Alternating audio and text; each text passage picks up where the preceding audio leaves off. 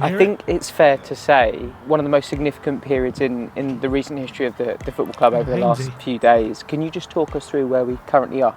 Well, I think it's really fair to say that it was big news last week with the announcement on Thursday that Daniel is leaving the club.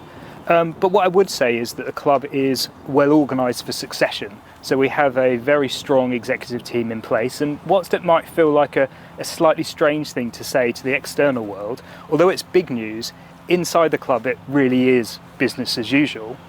But I really wanted to start today by paying tribute to Daniel. I mean, what he has done at this football club over the last 25 years is extraordinary. He has played a huge part in the transformation of the club, and there are so many examples. The training centre, the stadium, the media centre that we're just sitting outside now. His contribution is there for all to see, and I think his legacy really is extraordinary. For me personally, obviously I was expecting that I was going to be working with Daniel for many years. It's ended up only being a few months, but he's been a wonderful support and counsel to me during that period, and I feel really settled in. And I think. Do you believe that? He said he expected to be working for Levy for years. Do I believe it? Because I know there's been rumours. I done him dirty there with the pause, but because there's a lot of rumours. The rumours came in after Vinay came in, though, didn't they? The rumours came in after the Europa League final. Really, the strong rumours. Yeah, true. Yeah, I don't think he's lying there. Yeah. I think that he did expect when joining the club to be working with him for a number of years. Maybe once in the role, things became a bit more clearer. But I don't think he's lying there. Because who came first, him or Charrington? Was it Charrington? I think it was Vinay. Did Vinay come first? I think Vinay came before Charrington. Then that definitely makes sense that he's not lying. We obviously heard the rumours around June, didn't we?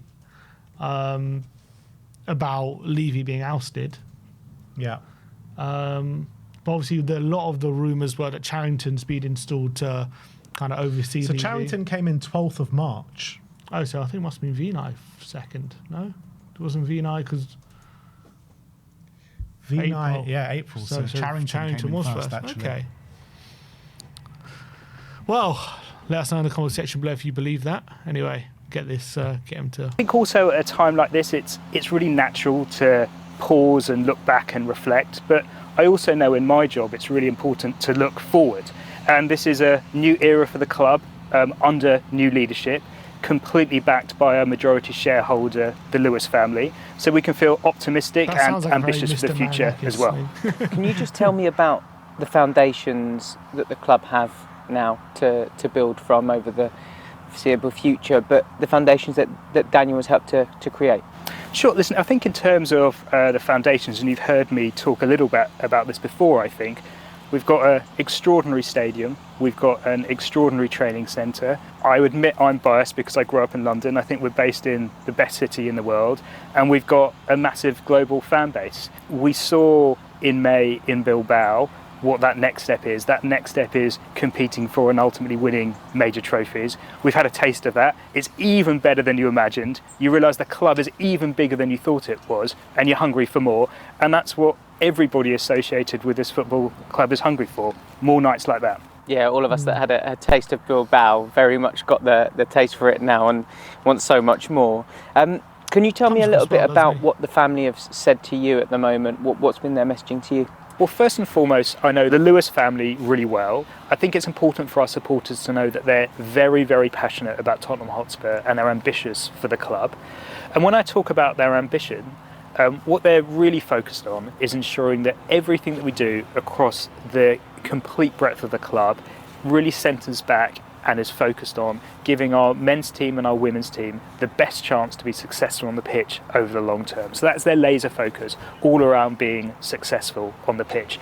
They know, of course, that we operate in a very competitive environment and that there are a number of other teams that have the exact same ambitions we have to compete to win the biggest trophies in the game. So we know it's not easy, and we know that there's hard work ahead, but that absolutely is the focus. They're also focused on stability. They know there's been lots of change at the club, and now it's time for some calm and for some stability. And finally, they believe and trust in the people that we have working in the organisation. So their model is all about empowering the people we have on the ground to deliver against the ambition they have, and of course the ambition that we all share. So Is this the first time we've heard someone at the club talk on behalf of the Lewis family? Because they have been so quiet over 25 years. I think it is the first time ever. Like, all of a sudden, they want their feelings known. Joe Lewis has never said anything, has he? Yeah. Like, about, and he's like, always publicly. been silent owner. Yeah. That's all it's ever in the been. Everyone says he's in the Bahamas. He just collecting his money. All of a sudden, Levy's left, and they're doing this whole thing. Look, they've had all the media reports now. Vinay, no surprise, he's doing this video and saying he's basically echoing what a lot of the media reports are saying about the Lewis family, what they want. The thing is, like, it's all great what he's saying, right? It's all what fans want to hear, but it does sound very scripted, doesn't it? He's basically parroting what the reports are saying. So it's basically been a brief. I'm not saying they're lying. I'm just saying there's clearly been a media brief to all the journalists, to everyone, and now basically they're pushing it through the club as well. And Vinay's on camera parroting what the media brief is, which is the Lewis family want sporting success. They want to be more competitive. They want to win more games, which is what we've heard already. So this is what basically Vinay is And it's exactly what we saying. want to hear as fans. They're basically saying what we want to say, but I just find it very interesting. All of a sudden, obviously, look, I guess no one else is going to be talking right now with Levy gone. He's basically been the face of everything for the last 25 years, and he's the one been making all the public statements. But Levy has never once talked about what the Lewis family want, has he? He's never mentioned them once. Because it's never really been the Lewis family before. It's always been just Joe Lewis. Mm-hmm. Now, since the whole insider trader thing with Joe Lewis and he had to hand it over to his kids and everything like that, now it is the Lewis family. But for the lion's share of the 25 years that Enoch have owned Spurs, it's nothing to do with the Lewis family. It's always been Joe Lewis. But that happened in 2022. So that was 3 years ago. Yeah. So we haven't heard anything for 3 years not until since now. Then. Not since then, no. So I just find it very interesting. All of a sudden, they want it known what their feelings are, and they're putting their voice onto things, and that's being parroted everywhere. It's just very obviously it kind of makes sense because, well, I guess they didn't have to. I mean, they don't have to have their feelings known, even though Levy's being ousted. They could just put Charrington and Vinay at the front of things without mentioning their names, and no one really say anything. But I think it's a ploy to get fans on side. That's what it is, to get the Lewis family being shown in a good light to Spurs fans. That's what it is. It's all PR, in my opinion. Why don't they say they should get in front of camera? I think that'd be better. If they want to get people really on side, I would say. But I mean, Vinay It's great on camera, yeah. First of all, he's good on camera. He's the guy running the day-to-day in the club. So, I mean, he's the one that's going to be putting the messages out. That's true, and he's probably the best person to do it. But I'm just saying, Levy has never once been on camera saying this is what Joe Lewis or the Lewis family want. Obviously, Vinay's doing that now, but it would be great to hear it from the horse's mouth. Levy's been the one basically talking on behalf of them without mentioning their name, really, over the years. But now, all of a sudden, they want it to be known this is what they want. But I guess it might be nice to hear from them, from. Yeah, I don't think we will, to be honest. I don't think we will. I think all the messages will come out through Vinay. Let's talk about the family. Who's been involved from the family so far? Well, there's been a big focus on the club from the next generation of the family. And to talk you through the key people, so the first is Viv Lewis, who is a very regular attendee at Tottenham Hotspur games and also frequently joins us on pre-season tour. So she was with us this summer for the whole of our tour to Hong Kong and South Korea.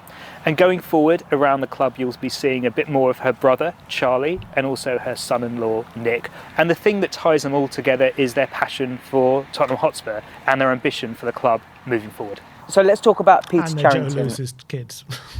That also ties it together. The thing is, though, like even before all this, even before 3 years ago when Joe got kind of done for insider trading and he handed it over to his kids, I'd heard from people that Viv is a massive Spurs fan and she does want major success on the pitch, and she always didn't like what Daniel Levy was doing at Tottenham.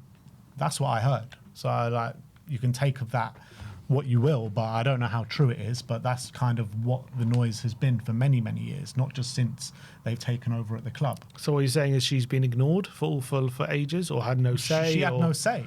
She had no say. Or she's Joe Lewis's daughter. I'm sure she can talk to him if he wants. Yeah, I know, but, she can talk to him, but it doesn't mean she has an official say. I know she doesn't have an official say, but now she has an official say. As the daughter of this, for the last couple of years. understand that, but as the daughter of the owner, Yeah. you know, you'd think she has his ear at least, and maybe she's being ignored. She might have his So she's ear, being but she doesn't ignored. have an official say. So she's being ignored. Like any company that has a daughter, like that the company owner has a daughter, doesn't mean she can heavily influence what the company does. Saying she can officially do it, but if she was like had this burning passion for it, you would have thought she'd make her feelings known. Yeah, maybe And she has. That means she's being ignored from Yeah, Joe. but I mean, maybe she was being ignored, maybe. But she has no official capacity to make any decisions when now she does. And his role as well. Sure, well, Peter is not new to the board. He joined our board in March. He is a great guy, very personable, very experienced. We have a great relationship and we speak very, very frequently. I think it's probably important to say that he's going to be doing a different role to the role that Daniel did. So Daniel was executive chairman. So what that meant was Daniel was full-time and involved in the club on a day-to-day basis, where Peter's role is that he will be non-executive chairman. And that means he won't be involved in the club on a full-time basis and he won't be involved in the club on a day-to-day basis. And his model is all around empowerment. He'll be empowering us on the ground to get on with things. But of course, he will be leading the board and will be a very important part of the club going forward. So what is he doing? Who, Charrington? He's empowering them. He's empowering. So he's not there day to day. He's not there full time, and his job is to empower. So what is he doing? Basically his role is oversee a takeover. No, that's what it sounds like to me. Get this takeover done, essentially. That's what it sounds like. Because he doesn't want to be involved in any decision making, it sounds. He doesn't want to be involved in running of the club. He wants to take a step back, and his main role is to empower others to do jobs. So it doesn't really sound like he's doing much. I don't know. Well, I don't know what he's doing. It doesn't really, like, if we just heard his job outline, and I'm still don't know what that means. I guess he's going to be, above the food chain than Vinay and keeping all of but doing what? Keeping Vinay in check. I guess I don't know what exactly he's going to be doing, but he's purely a money man. That's what Vinay. Yeah, he's not a football guy. That's what a Charrington is. Yeah, he's not a football guy. But that's positive as well, because Vinay has been in and around football before. Obviously, he was at Arsenal, and I don't know what he was doing before that. But if Charrington and him are the ones leading up the board, and Charrington has no clue what to do in football, then it's good that he's not there day to day. No, agreed. But is he good that he's there at all? I don't know. So I'm guessing Vinay is going to be doing the negotiating then on that basis. Yeah, for sure. Right, let's keep going. What about for you personally? What does your role entail now? Well, I think it's fair to say it's been a very, very busy 3 months. There's not been much in the way of weekends, evenings. Actually, there's not been much in the way of sleep. So it's been a very busy start. But everybody's been really welcoming inside and outside the club. Very warm, very welcoming. So I feel really, really settled in. I'm enjoying it, and I'm looking forward to the challenge ahead. But a really important thing to be clear on is this is not just about me, and it's certainly not all about me. Everything that we achieve at the club will be part of a team, and I mean that. So naturally, I guess as chief executive, my name ends up in the media and I end up sitting here and doing an interview with you. But we've got 800 people at the club, and we need everybody at the club pulling together to drive us forward. This is certainly not all about one person or a small group of people. Yeah, the world of football moves so. Answered the question about what his role is. No, it doesn't say. He's just said he hasn't slept. Essentially, that's his role. His role is to not sleep. Is not sleeping. His role. He looks like he's sleep deprived as well. I have to say. Unbelievably quickly, straight away there was talk of a takeover. Yes. Can you just go into a little bit there about what the club stance is on that, and what is the response to that talk so far? Yeah, I've seen that very quickly, as you say, there's been a lot of newspaper articles and a lot of media speculation around takeover, so I can be really clear on this. So the Lewis family are really clear. They see their involvement in Tottenham Hotspur being long-term, and they see their involvement continuing through the generations. We made a statement very late last night, and the statement, I hope, was unambiguously clear that Tottenham Hotspur is not for sale. The natural progression for fans is that they will want to know, what does this mean in terms of investment into the team that will take to the field, both on the men's and on the women's side as well. How does this affect our ability to invest in those sides? Sure, so I need to try and answer your question without leading to a whole load of transfer war chest stories tomorrow. Listen, I think it is very fair to say that we have firm backing from the Lewis family against our ambitions to be successful on the pitch, both on the men's side and women's side. They know that's going to require investment, and we have their firm backing. But I would also say, like all other 20 Premier League clubs, we also need to make sure that we're also cognizant and aware of the financial fair play rules. And that means we need to continue to grow our revenues. We need to continue to develop players, both from the academy and young players that we buy. We need to make sure that we're selling players at the right time. And we also need to make sure that every time we're recruiting a player, we're making smart decisions, both from a sporting perspective and a financial perspective. If you don't do that, because of how the financial regulations work, you can find yourself in a position where you've got money to spend, but the regulations don't allow you to spend it. So I guess to summarise, absolutely there's financial backing against the ambition we have, and like every other club in the Premier League, we need to do that in line with the financial fair play rules. Sounds good. Financial backing. Sounds very good. Sounds very good. War chest. Got the full financial backing of the Lewis family. Sorry, Vina, we're changing the and title they want to be here for generations to come. We're changing the title of the live stream. War chest. Well, Vina announces war chest. Chancellor war chest. I mean, look, it sounds great. We've got the financial backing. He sounds pretty confident in when he says it, when he delivers it. He's a very good talker, isn't he, Vina? He's a very good talker, and I think it's like quite Communicator. mad that he's coming out and just being like so strong on his stance. But It's I don't also know if interesting I that- buy it though that Spurs are not for sale, like at any price. What if a bid comes in for $5 billion, you're telling me they're not going to accept it? I've never- And what about the percentage that Levy owns as well? He's a 30% shareholder in Enoch. Yeah, What about it?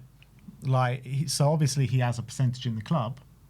Would he be willing if Levy goes out and sells his share? Is that anything to do with Enoch? Can he sell a share in the club without their say so? Don't know how it works. Maybe. Surely he would be able to. Don't see why not. I don't know. I don't know how all these things work, but it's just very interesting. The questions Haynes he's probably been given a list of questions to ask, but these are very kind of open, like very poignant questions, which it's interesting that he's being asked to ask them, if you know what I mean. Usually with these interviews, like when it's to Levy or whatever, they're very just monotone questions and you don't get much of an answer, and they're questions that no one really cares about. But Haynes has been like, he's asking literally the CEO of our club, how much investment we're going to have. Is the club for sale? Like, he's being asked to ask very direct questions, which Vina is obviously asking. He's been asked to ask them, so it's not a surprise, but it's quite interesting, the questions he's been told to ask. Absolutely. Like, quite direct questions, which I don't think Levy's ever been asked these kind of questions from an interviewer. So that's quite good.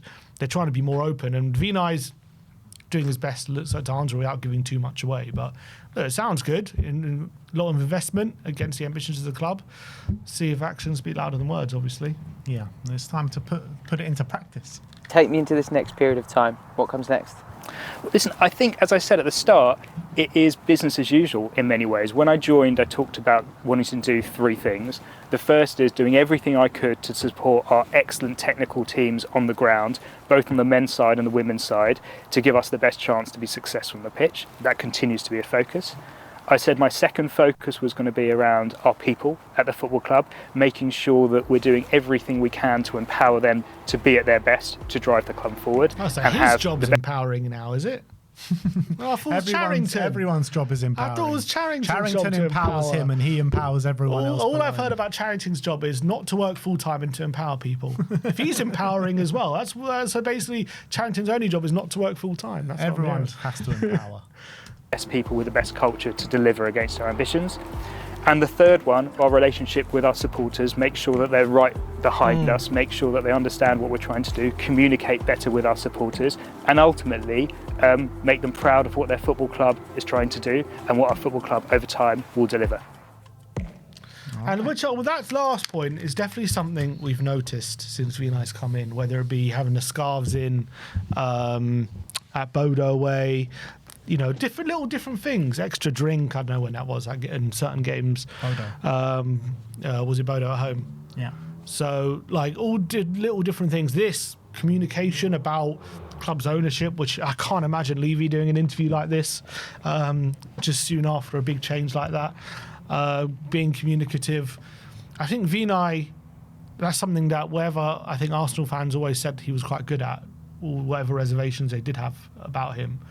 So that's something that seems to be improving in what we've seen in the short term. Yeah, look, I think he's done a great job in that aspect, but it's all very well and good. You know, the end of the day, he's only going to do as well as the people behind him in terms of the Lewis family, following through in what they say that they're going to do.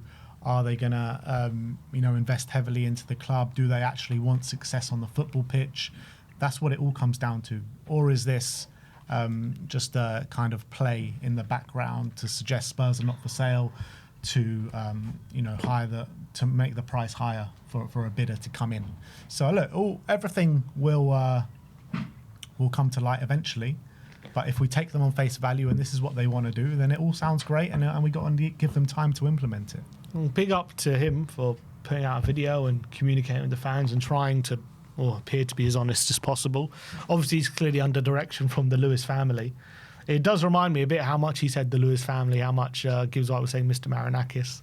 He was like saying the Lewis family this, the Lewis family that. Viv has got a gun behind the screen. Maybe, I don't know. But look, it all sounds great. I mean, they're saying all the right things. It's just about, we basically we've been burnt before, haven't we, with people saying things and not following through. And well, we've been burnt before for Unic, so just Unic alone, obviously a different mouthpiece, but it's hard to fully buy into and fully believe what they say just because of the last 25 years. However, Levy's not there anymore. They are putting these messages through, which they've never done before. So it's time to give them a bit of time to do their work and to see how they follow through on it, what they actually do. If we see a kind of massive change in the way Spurs deal with players coming in, the wage structure, actually trying to compete at the highest level, then that's what we all want to see. What does giving time look like? What does that mean? What does giving time look like is going through a number of transfer windows and seeing if that dramatically improves. I'm looking at January, and I think we'll have a much better idea by the end of the summer. And if we don't spend heavily in January, then they're probably looking to sell. So there's one window. No, sorry, I said end of the summer. So if they don't spend heavily in the summer, then what? Then I think that will tell me that they're looking to sell. But when you say give time, is that to know their intentions? Yeah, not to put pressure on them. Start protesting. Look, I think it depends how badly it is. It depends how bad things are going. But I think forget protesting for now. It's all about knowing what their intentions are. And it's either one or the other. It's either they want to heavily invest in the squad and they want Spurs to be better on the pitch, or they want to sell. So if they're not investing, then they're going to be gone pretty soon anyway.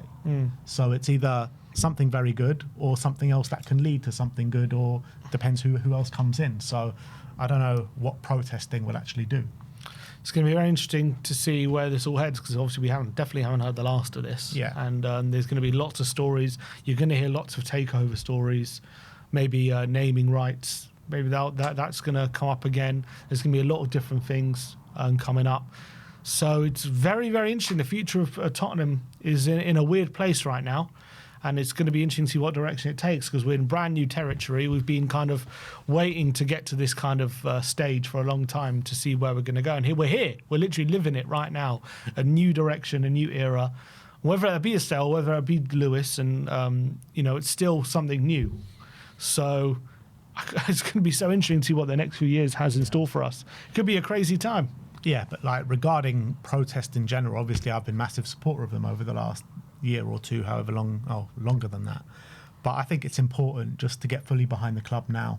I don't think there should be any protests at all for the season. So if we're really underperforming, let's not say I'm frank out or anything, but if we're really underperforming, like say we were last year for parts of it, obviously once a team starts underperforming, it's just like clockwork, isn't it? Like the protest will start getting what are you talked actually about protesting in account. against? That's what I'm saying. So is it just fully on the manager now? Is that what we're saying? Or well, obviously Levy's only just left a few days ago. Yeah. So I think there are holes in the squad which has been left from the January window, from the summer transfer window.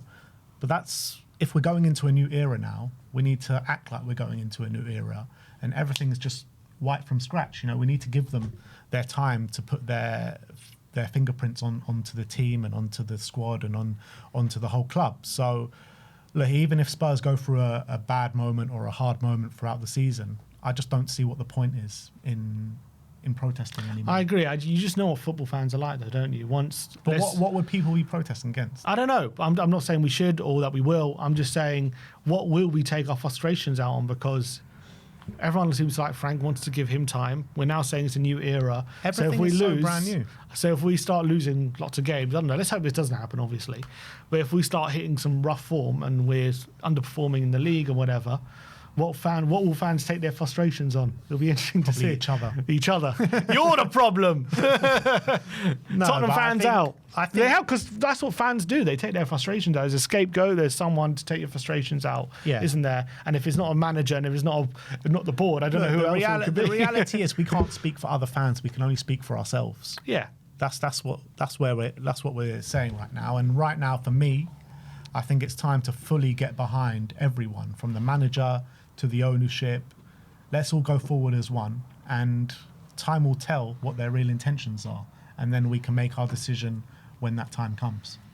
Yeah, I do wonder, just a part of me saying, if we do start hitting this rough form, will there be people out there saying, nothing changes till Enoch are gone, hashtag Enoch out? Are we going to start seeing that happen again? Well, if they keep acting the same way, then it will come to that, and it will probably be very valid.